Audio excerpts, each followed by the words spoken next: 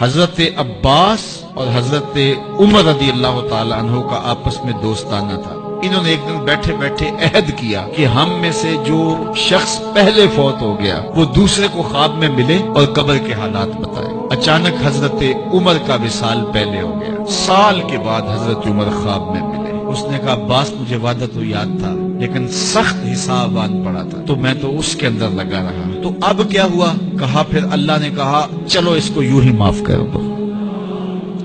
تو کہا چھٹ کے ابھی ابھی آ رہا ہوں۔ تو میں نے کہا وعدہ پورا کر دو، میں اور آپ ٹھیکیدار بن جاتے ہیں جنت کے۔ ہمارے پلے عمل ہے کیا؟ ہیں تو ریاکاری کے شکار ہے ہمارے عمل۔ رسول کریم نے ارشاد فرمایا جو میں دیکھتا ہوں وہ تم نہیں دیکھتے اور جو میں سنتا ہوں وہ تم نہیں سنتے۔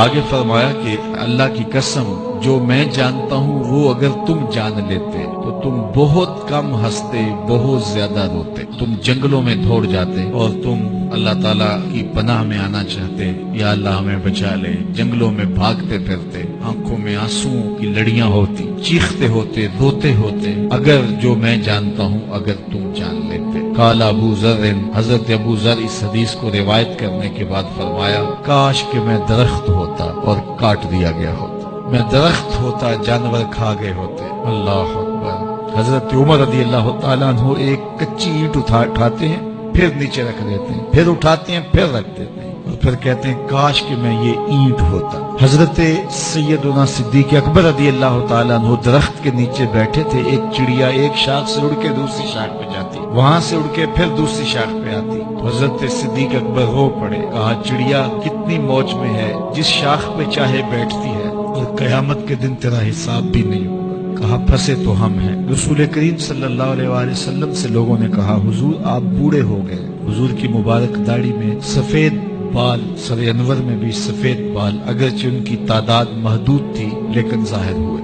کہا سورہ ہود اور اس کی مماثل صورتوں نے مجھے بوڑھا کر دیا، کیونکہ ان صورتوں میں اللہ کے عذابوں کا ذکر ہے، آخرت کا ذکر ہے۔ یہ وہ بابرکت وجود ہیں، وہ بابرکت ذات ہیں جن کے دامن پہ گناہ کا ایک دھبا بھی نہیں ہے، اور میں اور آپ اپنے آپ کو دیکھیں تو ہم کہاں کھڑے ہیں۔ حضور نے حضرت عائشہ سے کہا، زوجہ ہے رسول کریم صلی اللہ علیہ وآلہ وسلم، محبوبہ محبوب کائنات، لیکن ان سے بھی میرے حضور نے کہا عائشہ گناہوں کو کبھی چھوٹا نہ سمجھنا، گناہوں کو حقیر نہ سمجھنا کہ یہ چھوٹے ہیں کوئی بات نہیں، اس سے کیا ہوگا، اس دن حساب ہوگا، اس دن پوچھا جائے گا۔ تو اپنی زندگی کو مرتب اور منظم کر کے رکھو۔